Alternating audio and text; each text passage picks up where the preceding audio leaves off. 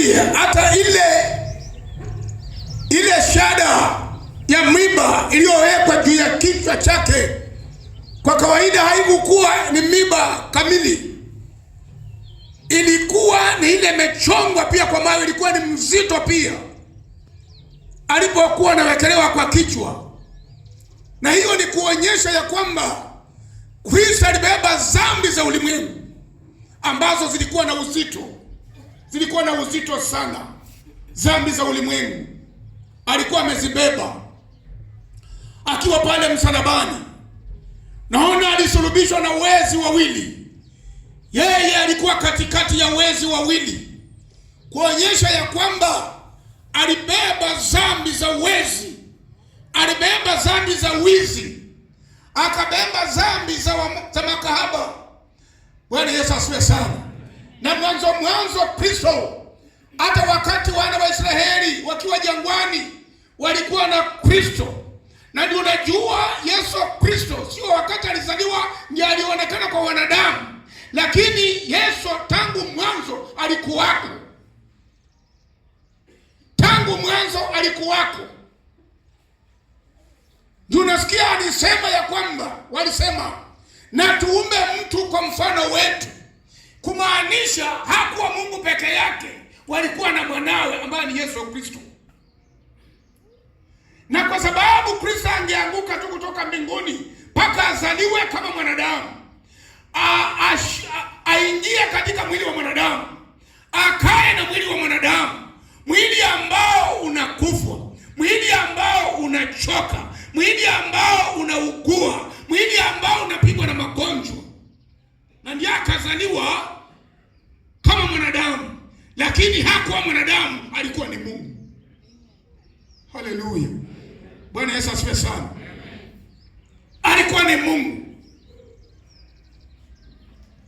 Kwa hivyo Kristo alipoenda na mateso yale mateso, alipoteseka, haya mambo anazungumza, tulizungumza on Friday, alipokuwa anateseka kwa msalaba, alipokuwa anapigwa kwa msalaba, alipokuwa anaangikwa kwa msalaba,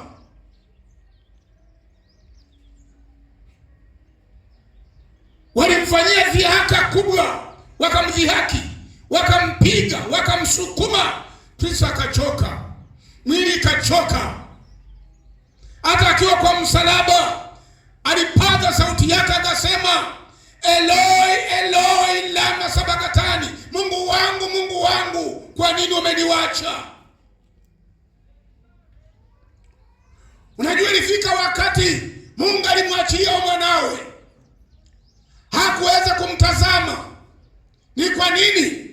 Maana alikuwa amebeba dhambi za dunia, alikuwa amebeba dhambi nyingi, na Mungu hataki kuona dhambi, na akamwachilia mpaka pale aliposema, Bwana, Bwana, mbona umeniacha? Na Bwana akawachilia, naye Mungu, naye Kristo akakata roho,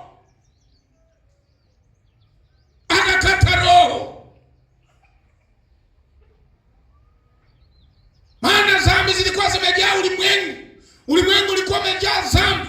Wanadamu akawa wanajaa na dhambi, mpaka Mungu akaangalia kando kuliko kuangalia mwanawe. Maana alikuwa amezibeba zile dhambi, alikuwa amezibeba. Ule msalaba ulikuwa ni mzito. Alipokuwa amebeba akiwa kwa msalaba, Mungu aliangalia kando, mwanawe akiteseka, hakuweza kutazama dhambi, bali akakata roho.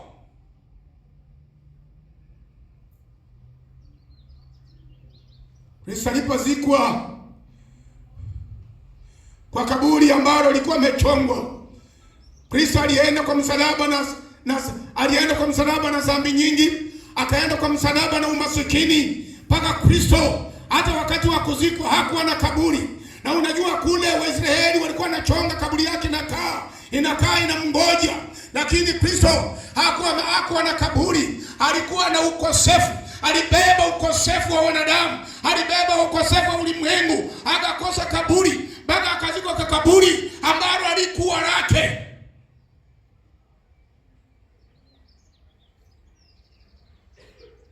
Alipokata roho, Kristo alizikwa. Ilipofika saa 6 kukawa giza, kaendelea saa 9 kukawa giza. Kristo akakata roho. Na mimi nataka niwaambie, kulikuwa na mtetemeko. Hata wakati huo kulikuwa na earthquake, kulikuwa na mtetemeko, kukawa giza. Dunia yote ikawa giza, kukawa giza. Hata askari wale walikuwa pale wakakimbia, wakatoroka. Hata wote Wayahudi waliokuwa na mdhihaki wakatoroka, wakakimbia. Kwa sababu Kristo alipokuwa pale Gethsemane akiomba, aliomba Bwana akampa nguvu. Aliomba akianguka akitetemeka, na mwili wa mwanadamu, mwili wa udhaifu.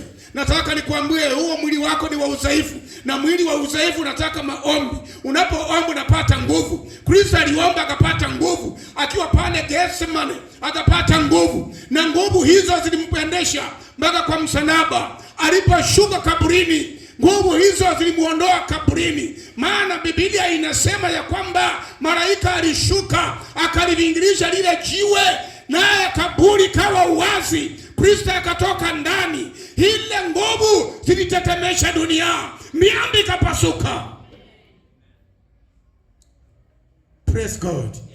Miamba ikapasuka, Kristo akatoka ndani. Hebu soma Yohana mlango wa 20. Tesha, hebu soma mlango wa 20. Anza kusoma mlango wa 20. Utakuwa unasoma kufika mahali kwambia unasimama. Yohana Mtakatifu 20. Yes. Kuanzia hapo. Hata siku ya kwanza ya juma. Yes. Maria Magdalena alikwenda kaburini. Alfajiri, kungali giza bado. Akaliona lile jiwe limeondolewa kaburini. Basi akaenda mbio, akafika kwa Simoni Petro na kwa wale wanafunzi wengine ambaye Yesu alimpenda, akawaambia, wamemuondoa Bwana kaburini, wala hatujui walikomweka. Basi Petro akatoka na yule mwanafunzi mwingine, wakashika njia kwenda kaburini. Wakaenda mbio wote wawili, na yule mwanafunzi mwingine akaenda mbio upesi kuliko Petro, akiwa wa kwanza wa kufika kaburini.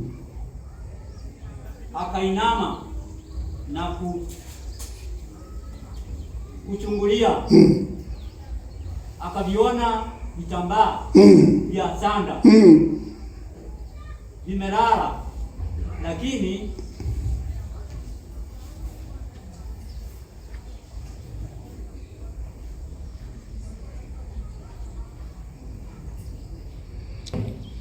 basi akaja na Simoni Petro, akaingia ndani ya kaburi, akavitazama vitambaa vilivyolala, na ile leso iliyokuwa kichwani pake haikulala pamoja na vitambaa, bali imezongwa mbali mahali pa pekee yake. Basi ndipo alipoingia naye yule mwanafunzi mwingine aliyekuwa wa kwanza wa kufika kaburini, akaona na kuamini, kwa maana hawajalifahamu bado andiko ya kwamba imempasa kufufuka katika wafu. Bwana abariki andiko. Ilipofika alfajiri na mapema, Maria Magdalena, lakini ni Maria wa Magdala, alifika kaburini asubuhi, akakuta jiwe limeondolewa, kaburi liwazi, lakini hakuingia. alipotazama ndani hakuona mwili wa Kristo. Maria alianza kuwaza. Maria akaangalia vizuri, lakini Petro aliposikia haya alikimbia, akakuja na mwanafunzi mwingine ambaye Kristo alimpenda zaidi. Na anaposema hivyo tunajua huyu alikuwa ni Yohana, kwa sababu Yohana Kristo alimpenda zaidi na ndiye alikuwa anakaa kifuani pa Yesu. Lakini alipofika pale, Yohana alipita Petro kwa kukimbia, kwa sababu Petro alikuwa ni mzee. Lakini alipofika pale hakuingia, alichungulia tu, maana ni kijana. Wakati mwingine tunaweza sema pengine aliogopa kuingia kaburini. Lakini wakati Petro alipoingia akakuta ile leso iliyokuwa katika kichwa imewekwa kando, lakini mwili wa Kristo hauko ndani. Huyo mwanafunzi alipokuja akatazama, kaona ya kwamba, akaamini ya kwamba Kristo hayuko ndani. Walikuwa wamesahau lilo neno alikuwa amesema baada ya siku 3 atafufuka. Kristo Yesu alikuwa anazungumza maneno yake kwa mifano ama kwa mizari. Alikuwa anasema ya kwamba nitaliharibu hekalu na kwa siku 3 nitalijenga. Hawakujua anasema nini. Hekalu hilo ni mwili wake. Hekalu ni mwili wa Kristo. Na ndio unasikia ya kwamba Kristo ni mwanzilishi wa kanisa, na wewe ni kanisa. Wewe ni mwili wa Yesu Kristo ambaye aliuanzisha. Na Kristo ndiye alianzisha kanisa, ndio mwanzilishi. Alianzisha kanisa kwa kupigwa kwake. Kristo alianzisha kanisa kwa kupigwa kwake Bwana, kanisa lilianza. Kwa hiyo walikuwa hawajaamini ya kwamba alisema atafufuka. Walipoangalia ndani wakakuta ile sanda tu na imewekwa kando, hakuna mwili wa Kristo, hakuna mwili. Lakini ukisoma sana mpaka huko chini, Kristo alikuwa hajaenda. Kristo alikuwa karibu na hiyo bustani, maana Kristo alizikwa karibu na bustani. Shamba hilo lilikuwa karibu na njia pahali Kristo alizikwa. Alisulubishwa pale na kaja kazikwa hapa. Hakupeleka mbali. Hapo Golgotha, yani fuvu la kichwa, pahali pa fuvu la kichwa. Mnajua maana ya fuvu? Mahali ambapo wanauawa watu. Hapo ndio Kristo aliuawa. Hapo ndio Kristo alisulubishwa. Hapo ndio Kristo alipata mateso. Akiwa pale, walipoangalia katika kaburi hayuko, na Kristo alikuwa tu pale. Maria Magdalena ama Maria wa Magdala alipoamka, alipoenda akapata mtu hapo amesimama. Hakumjua ni Kristo, maana Kristo alikuwa na mwili mwingine. Hakujua ni yeye. Alipomtazama akamwangalia, akaona si Kristo. Alipomsongea akamwambia, wamemuondoa Bwana wangu, sijui pale wamemweka, lakini nataka uniambie kama ni wewe uliyemuondoa nimchukue. Lakini huyo akamwambia ya kwamba huyo mnamtafuta mtu aliye hai ndani ya wafu, maana walikuwa hawajajua ya kwamba Yesu Kristo ametoka katika wafu. Yesu Kristo si wa wafu tena. Yesu ameshinda mauti, yu hai. Haleluya. Bwana Yesu asifiwe sana. Praise God. Yesu ameshinda mauti, yu hai. Yesu ameshinda kaburi, yu hai. Yesu amefufuka, yu hai. Maria alipomkaribia Kristo, alipomtazama akakuta ni Kristo. Alipoenda mguse, Yesu akamwambia, usiniguse. Usiniguse. Sijaenda kwa Baba, tena kwa Baba yenu. Bado sijaenda kwa Baba, usiniguse. Alikuwa na mwili wa utukufu. Alikuwa na mwili wa mbinguni, lakini alikuwa hajaenda mbinguni. Ndio walikuwa wanamtazama hawamtambui. Walikuwa wanamtazama hawamjui. Hawakumjua Kristo. Maana walikuwa hawajajua ya kwamba atafufuka katika wafu. Hata kuna wengine hata hapa ndani hekalu hili ambao hawajatambua Kristo amefufuka. Kristo ametoka katika kaburi. Ni heri muamini Kristo amefufuka. Ni heri muamini ametoka katika wafu. Ni heri muamini Kristo ametoka katika wafu. Ameshinda mauti, ameshinda msalaba, ameshinda kaburi, ameamka, yu hai, hayuko ndani ya wafu. Glory to Jesus. Bwana apewe sifa. Bwana Yesu asifiwe. Haleluya. Haleluya. Yesu ameshinda mauti. Hayuko kaburini tena. Ameshinda kaburi, ameshinda mauti. Kristo ameshinda mauti. Kristo ameshinda mauti. Anaitwa limbuko la kwanza. Yesu Kristo ni limbuko la kwanza kutoka katika wafu. Yeye ndio limbuko la kwanza kutoka katika wafu. Na wale wanaoamini Kristo amefufuka, hata wakati wa kuja kwake Kristo watamuona.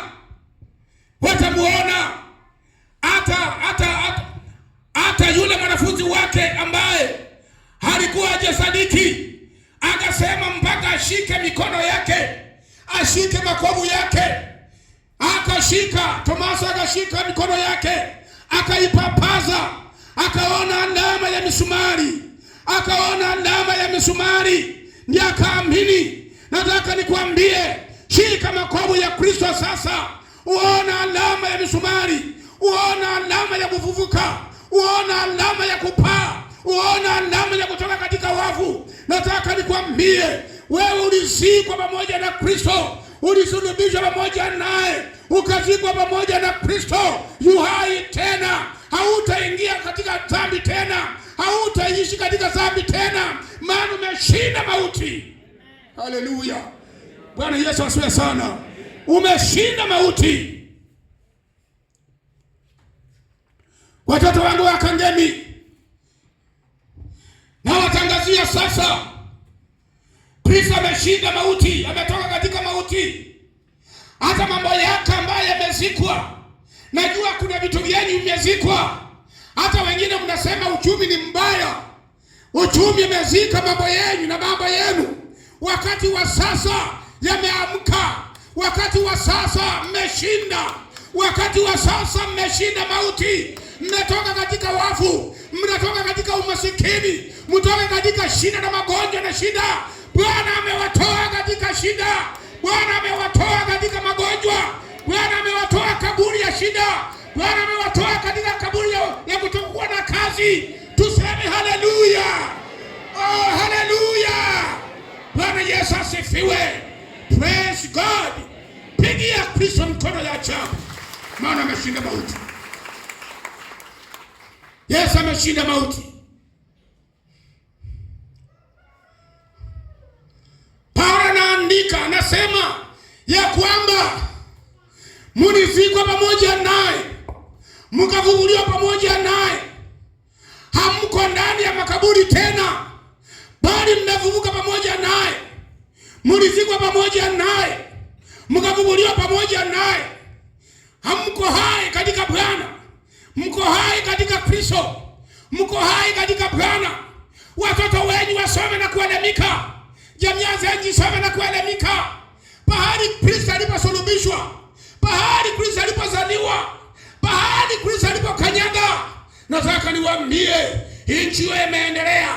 Watu wamekuwa na akili ya juu. Watu wamekuwa na hekima ya juu. Nami nataka niwaambie watoto wenyu, wakati wa sasa wametoka katika mauti ya ujinga, waingia katika kuvuka kwake Kristo, wapate elimu ya juu, wasome na kuelimika, wasome na kupaa juu.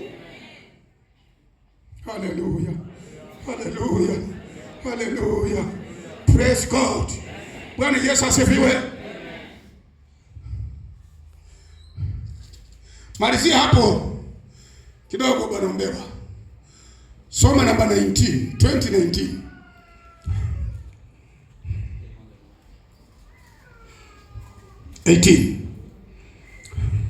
Soma 19, 2019. Ikawa. Yes. Ikawa jioni, siku ile ya kwanza ya juma, pale walipokuwa wanafunzi, milango imefungwa kwa hofu ya Wayahudi. Yes. Akaja Yesu. Yes. Akasimama akawaambia, amani iwe kwenu. Yes. 20. Naye akiisha kusema hayo, akaonyesha mikono yake na ubavu wake. Basi wale wanafunzi wakafurahi walipomwona Bwana. Basi Yesu akawaambia tena, amani na iwe kwenu. Kama Baba alivyonituma mimi nami nawatuma nyinyi. Tosha kidogo. Wanafunzi wa Yesu Kristo walikuwa wamejifungia ndani ya manyumba. Milango ilikuwa imefungwa kwa sababu walikuwa wanaogopa Wayahudi. Walikuwa wanaogopa Wayahudi watakuja kuwavamia pia. Sababu ya hofu, sababu ya kuogopa, milango inafungwa. Waliona Kristo wanaingia pahali walipokuwa. Yesu alipoingia aliwaonyesha mikono, alama ya misumari, akawaonyesha ubavu wake. Mnajua Kristo hata hakuna mfupa wake ulivunjwa. Nyinyi mnaimbanga miguu ya Yesu ilivunjwa, hakuna mguu wa Yesu ilivunjwa. Unajua ilikuwa ni desturi ya kwamba watu wakiwa katika msalaba wanaenda kuona mateso ya mwisho, wanawavunja miguu kama bado wako hai, kuongeza uchungu katika kifo kile. Lakini walipofika kwa Kristo walikuta Kristo amekufa. Nataka niwaambia huo ni mpango wa Mungu. Wakadunga mkuki kwa ubavu wake, kukatoka damu na maji. Damu ni kusafisha dhambi, maji ni kubatiza ulimwengu. Na ndio Kristo Yesu hakuvunjika hata mguu, hakuvunjika hata mifupa. Walidunga mkuki. Kwa hivyo mkuki ule alikuwa anawaonyesha ubavu ya kwamba ni mimi nimefufuka. Akawaambia, amani iwe kwenu. Mirembe mulekera, mirembe jange muheza. Yesu aliwaachia amani, akaachia wanafunzi wake amani. Hata sasa Yesu anatuachia amani. Maana Biblia inasema atazaliwa mfalme, ni mfalme wa amani. Yesu ni mfalme wa amani. Walio na Yesu wana amani. Nataka niambie kangeni, mkae na amani, msiingie kwa kuvurugana. Nyinyi ni wa Kristo, nyinyi ni watoto wa Mungu, nyinyi ni wa Kristo. Kaa na amani. Hata kwa nyumba yenu mkae na amani, kwa watoto wenu mkae na amani. Yesu amewaachia amani, anawaachia amani. Yesu anawaacha amani. Yesu ni mfalme wa amani, Mungu mwenye nguvu. Haleluya. Bwana Yesu asifiwe sana. Hata ukiwa na pesa mamilioni na huna amani, hizo pesa hazikusaidii. Hata ukisoma uwe na elimu juu na huna amani, hazikusaidii. Yesu ametuletea amani. Naambia wanafunzi wake, amani nawaachia amani. Mwe na amani. Milembe. Mkae na amani. Mwe na peace kila wakati. Mwe na peace kwa jamaa zenu. Mwe na peace mahali mnakaa. Mwe na peace kanisani humu. Mkae na amani kwa kanisa hii. Kaa na amani na mwenzako. Kaa na amani na ndugu yako. Kaa na amani na yule unakaa naye. Kaa na amani hata na majirani. Sisi tunakaa na amani.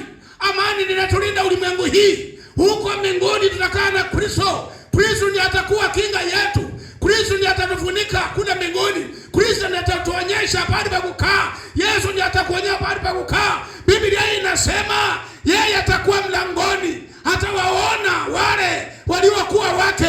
Atawaona, atawauliza wao wanatoka wapi. Naye atasema hawa ndio walishinda dhambi. Kaeni dunia hii mshinde dhambi.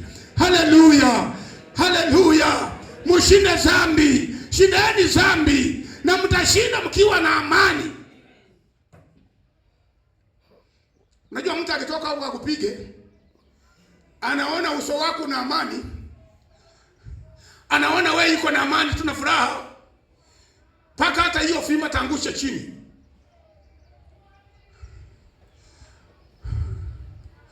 Askari wa kuhani mkuu walipokuja kumshika Kristo, walipoona Kristo uso wake una amani, uso wake una nini, hata ile rungu yao waliokuwa nayo ilianguka chini. Biblia inasema waliangushwa chini. Pumzi peke yake ya Kristo iliwaangusha chini, maana Yesu ni mfalme mwenye nguvu, ni mfalme mwenye nguvu. Akiingia kwako unakuwa na nguvu. Kama wewe ni mzaifu unapata nguvu, kama wewe ni mgonjwa unapona, maana kwa mateso yake tulipona. Alibeba magonjwa kwa msalaba. Ndio msalaba ulikuwa ni mzito, ulikuwa umebeba dhambi, ukabeba magonjwa, kabeba umasikini, kabeba shida zote. Alipofufuka tukapata ushindi, alipofufuka tukapata vitu, alipofufuka tukaongezeka, alipofufuka tukapata amani. Hebu soma hiyo stanza mwisho tumalize tuombe. Haleluya. Naye akiisha kusema hayo, aliporudia akawaambia, pokeeni Roho Mtakatifu. Yes. Wowote utakaoondolea dhambi wameondolewa. Yes. Na wao wote watakaofungiwa dhambi wamefungiwa.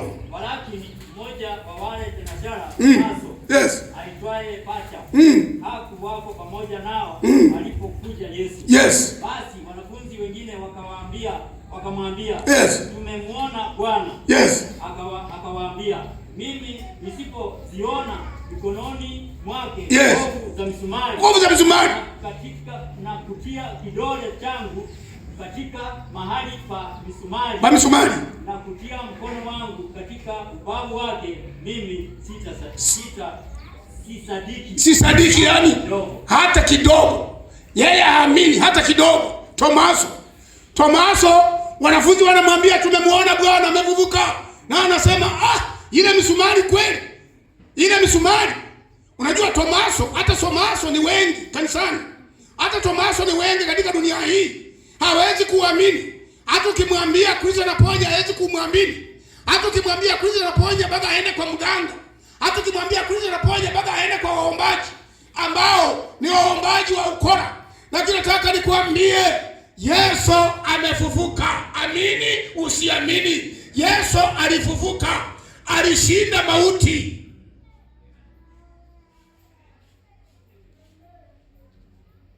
Yesu alishinda mauti.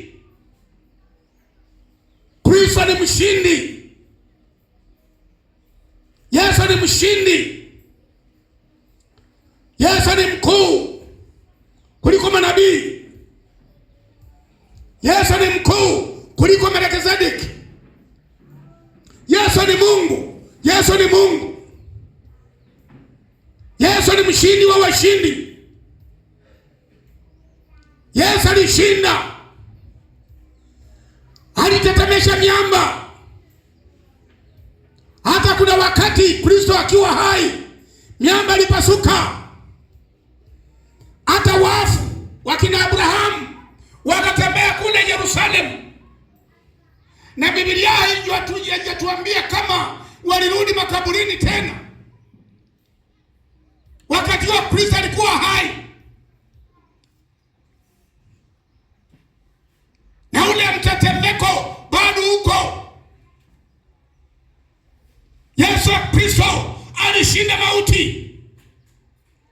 Yeye yu hai. Hapana kaa na unyonge, pata nguvu. Hapana kaa na udhaifu, kuwa na nguvu. Hapana kaa na ufukara, pokea vitu. Hapana kaa na ugonjwa, pokea uponyaji. Haleluya. Bwana Yesu asifiwe sana. Haleluya. Bwana wetu ameshinda mauti, yu hai. Uje unisaidie Mwokozi, rehema yako imeamba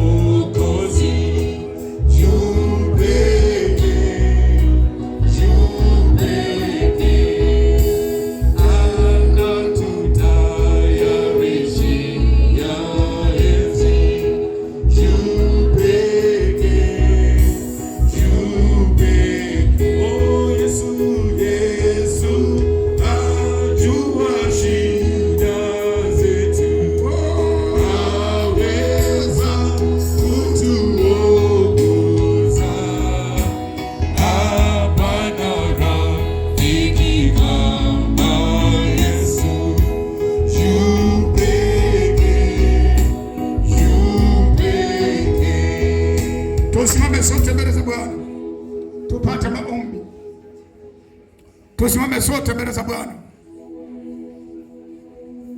Kristo alituachia amani. Yesu alituachia amani. Katika amani hii nataka tushikane mikono, tuombe pamoja kwa amani hii.